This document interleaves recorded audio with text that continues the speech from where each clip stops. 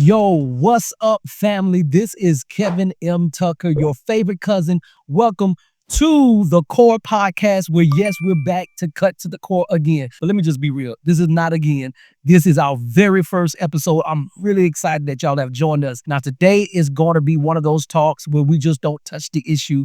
We're going straight to it. I got to ask you something. How many of y'all been taking anxious shots lately? You know, the decisions that you made just because the pressure was on. It wasn't the right time. Not because you wasn't ready, because you felt like time was running out. But I need you to hear me on this. You can't win if you don't shoot, but you also can't win if you keep shooting blind. So today's podcast is all about shots, not basketball shots. The moments where you either pull the trigger or you hold it back. I'm talking about not even tequila shots. It is the shots of life, because guess what? One wrong shot can set you back for years. So before we are done today, you walking away with 3 practical tools that you're going to be able to use immediately to avoid anxiety and take the right shots. But I want to take a moment to paint this picture for you. Think about this, because most of y'all familiar with the game of basketball. It's the fourth quarter. The game is tight. It's 6 minutes on the clock. Crowd is loud. Tensions are high. Y'all know it. One side going against the other. And instead of running the plays that have been practiced all season, you have that one player that just starts throwing up 3-pointers from outside. Because in their mind, they're thinking, I have to win this for my team. But what happens when this occurs? Bad shots, missed chances, and lost momentum. This is what I call anxious shots. Is when the pressure is on, time feels like it's running out, and instead of breathing, focusing, and just trusting your preparation, your instinct, you just start throwing off and shooting whatever you think might work. Now replace that basketball court with your life for a second. The clock is your age. The crowd is people's opinion. The scoreboard is your Instagram feed, or maybe your Facebook or TikTok feed. And you're looking at what everybody else has. You start thinking, I should have my degree by now. I should be married by now. I should be making 6 figures by now, perhaps even 7 figures. And instead of playing your game, you're focusing on shots that don't fit your playbook. Research proves this. You understand psychology. There's a study in behavioral psychology that helps us understand that perceived pressure leads to more impulsive decision makers and a higher rate of regret rather. So I got a couple of questions I want you to ask you. I want you to really think about this. Where in your life are you rushing because of someone else's timeline? I need you to write it down right now.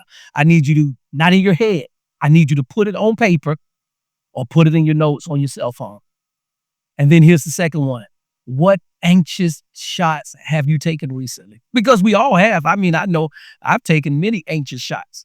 And I know what it is to regret taking an anxious shot because I thought I was running out of time. Here's number 3. Who told you the clock was almost out? And if someone told you that, are they even in the game that you're playing? When I think about it, I've been coaching and speaking nearly my entire life, 20 plus years. And I've heard a lot of stories. Been in situations where people are just concerned about time. But I got to tell you this. If the devil cannot intimidate you with time, you will not find yourself taking an anxious shot. Let me say that again, because I'm a man of faith. It is my roots. I believe in God. I believe in faith. And if Satan, the devil, cannot intimidate you with time, you will not stop believing God and walking by faith. Think about it. How many decisions have you made because you thought you was running out of time? How much peace would you have today if you stopped believing time was running out? Because I'm telling you, time intimidation will grab anything that it can just to say you're moving. But purpose moves on patience and calculated time. It is rooted. One of the biggest tricks is making you believe that is now or never when God says it's soon but not yet. I used to think that having the marriage, the kids, the business by 30, and checking all those boxes, if I didn't have it, I was late.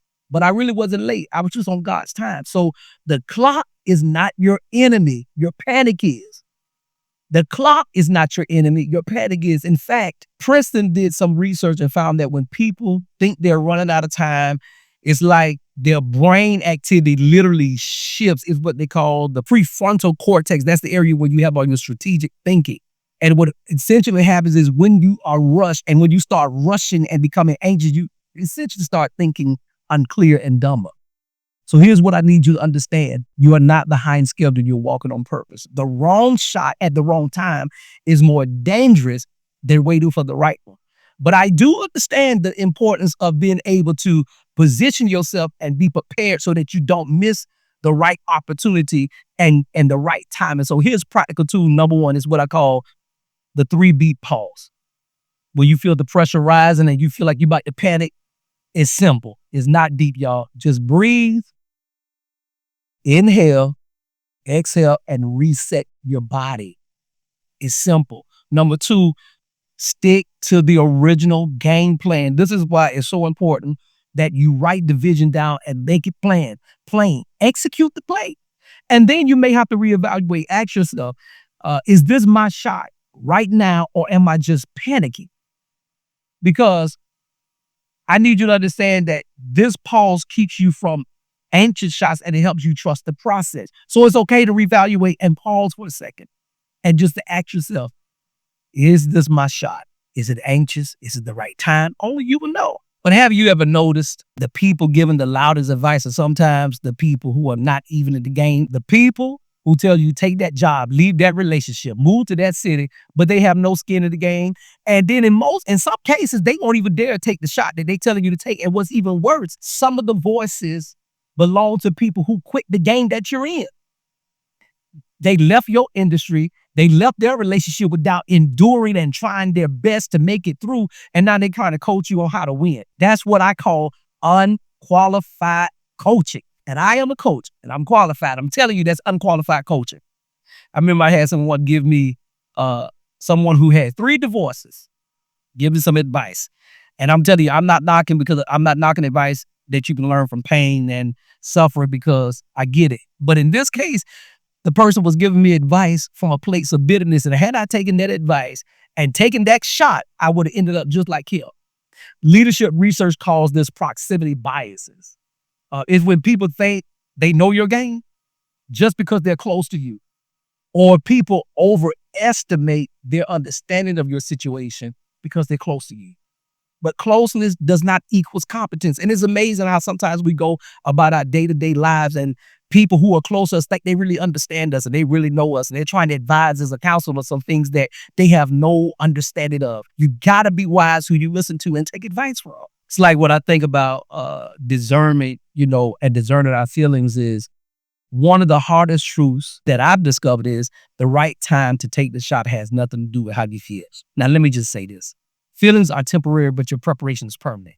And maybe like me, you've missed moments because you were waiting to feel ready. And a lot of us wait to feel ready. By the time you feel ready, perhaps the window is gone. The greats don't wait until they feel ready. They just move when it's time, feelings or not. While you wait, of course you prepare. Preparation has its place. But I know, again, you got to be careful that even in preparation that sometimes you may not feel ready. You just got to know it's time to take the shot. You got to be able to discern the moment. For me, starting this podcast, believe it or not, is taking the shot. I know it feels risky. I'm vulnerable. I've been speaking for a long time and I feel outside of my comfort zone. In fact, I laugh when I tell people, y'all, I get nervous. I really get nervous sometimes talking behind this camera or going live on Facebook and people like, Kev, man, you got this. You do this all the time. Y'all don't get it. It's the same purpose, same objective, but a different method. And sometimes we can be thrown off by a different method.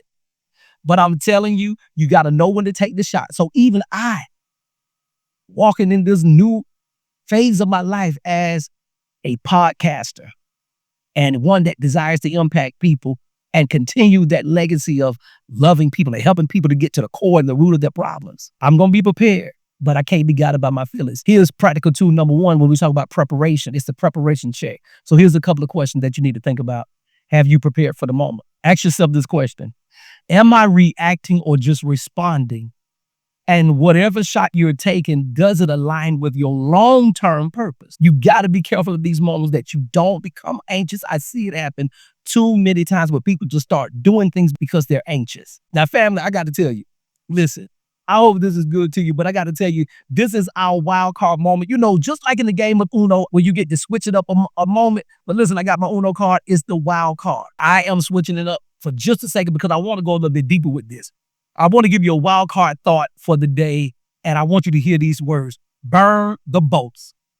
Say it with me. Burn the boats. Here's a quick history lesson for you. There's a gentleman by the name of Hernan Cortez who landed in Mexico some years ago, roughly in the 1500s, 1519, I think it was. And he gave some men these orders to burn the boats. Why? Because there was no turning back. There was no escape plan. It was only forward movement. So here is the thought that I have for you. What's your boat? What's your safety net? What's the backup plan? What's the comfort zone that you keep running back to when things get hard? I'm telling you, you cannot afford to do that. What would your life look like if you burned that boat? Because some of you aren't failing because you're not skilled. You're failing because you keep giving yourself a way out. I refused to give myself a way out of doing this podcast, no matter how uncomfortable or how vulnerable I am. I burned the boat because guess what? To get to the core, whatever it is, it takes courage and intention. And I'm going to even give you a bonus one. Pull out your cell phone right now. Turn it around. And I want you to look at that person that's staring back at you. Because that's the person who's been living with you that's been taking the shots. I want you to ask that person that's staring back at you right now this question. What have you been avoiding because you've been afraid it might expose you? Not afraid that you might fail, right? Afraid it might expose you. I'm talking about exposing your flaws, your insecurities, your gaps, your truth. Because I'm telling you, sometimes you can feel like you're just doing things at such a perfect level. People have this demand on you or this expectation that you can feel like you just missing it. But sometimes failure is not what you're scared of. Sometimes it's just scared of being fully seen. But until you face that, you'll keep taking safe shots instead of the right shots. Let's take Steph Curry, for example. In the game, you know, the Warriors is my team. Steph is one of my favorite players, and Steph is one of the greatest players out there, but we all know it. No matter how great he is, there are times where he'll miss threes, sometimes back-to-back, sometimes go through a quarter without missing it. But what he does, what does he do? He keeps shooting because his skill is married to his gift. And so here's the lesson in this. If you've done the work, you can shoot with confidence. Even after failure, missing does not erase your skill. It just means the next one might go in. And I've had to learn that lesson, you know. Seasons where I didn't hit anything. Then there's seasons where I made stuff. I mean, I'm telling you, I've had some major ups and downs with taking shots. But consistency turns potential into power. I'm going to give you this tip when you're talking about the consistency. You want to practice in such a rhythm that when the moment comes, you don't hesitate. Regardless of how you feel, you just simply execute. I normally tell my mentees, execute the play. Don't worry about all these external factors. Execute the play. So here's number 3, the practical tool number 3, that when you're unsure, the first thing you need to do, I want you to be anchored in God. Pray for clarity and ask God, is this my moment or should I wait? That's the first thing. And number 2, seek wise counsel. Because the book of Proverbs tells us that plans fail because of lack of counsel, but with many advisors, they succeed. But we're talking about the right advisors, though. Don't just ask anyone for advice. Remember, I talked about earlier, unqualified coaching. And then I need you to move in faith and not fear and love, because love has nothing to do with fear. You want to be guided by the peace of God. Philippians tells us that his peace will guard our heart and our mind. So let the peace of God either be your green light to move, or let it be your stop sign to say, hold up, wait a minute. Let me pause for a second. You cannot live on quick wins, though. Quick wins will burn you out. When you're playing this game of life, the long game means trusting the preparation, the patience, timing, and trusting your instinct will get you more wins than taking anxious shots. I'm telling you, you cannot win if you never shoot, but you cannot afford to keep shooting blind. This is what I need you to do this week. Remove the false deadline from your life. Move it right now. Here's the next thing I want you to do. Take one intentional prepared shot. And then the third thing that I want you to do is cut out one unqualified voice who's impacting your decisions. I've had the privilege of coaching people, like I said, for a long time. And I'm very, very careful that when I give direction or advice, that I'm giving not only the right advice to the best of my ability, but it's grounded, it's proven strategies to help them navigate, because people are dealing with anxiety all over the country. I mean, I'm pretty sure you yourself have dealt with moments where you've been anxious and I'm shooting. And now you just hitting brick after brick after brick after brick. And something about the anxious shot, when you're getting that rhythm of just falling into the trap of anxiety, it breathes a great layer and a wide open door for oppression, frustration, long-term depression, because guess what? You feel like a failure. You're not making it. But I'm telling you, the problem is you're too anxious. You are way too anxious, and you need to slow down for a second. You need to pull back, assess your entire situation. Do not allow your feelings or the external things that are happening in your life. I don't care what's going on. I mean, it could be, you having relationship issues. Some people panic because of what's going on in the economy, in our nation, in our world. You got to know how to guard yourself and put almost like a border and a boundary around you, so you don't find yourself being so distracted and consumed with everything that's happening around you that it causes you to take an anxious shot. I need you to be grounded. On to the core, we're going to be pulling back the layers. This is just episode 1, and I need you to make sure you subscribe to our channel. I want you to turn on your notifications so you know when the next podcast episode is launching. I need you to share this episode with someone. If this hits you, I need you to share it with someone today, because I'm telling you, many people are walking around taking anxious shots. They're self-sabotaging because they're anxious. I need you to pause, breathe, exhale, reset your body, stick to the game plan. When you get the plan, I'm telling you, as simple as this, when you get the plan, you write the vision down and you make it plain, and guess what? Stick to the play. Only adjust the play when necessary. But why are you even potentially adjusting the vision or the play that you haven't even executed? You need this moment of reset in your life. This is personal for you. At the very core of who you are, you got to really go deep and find out, why are you so jittery? Why are you just moving? Like you just all over the place. What's at the core of your heart? What's at the core of your emotions? What's causing you to be that anxious? I really enjoyed this time with you, because I'm telling you, on to the core.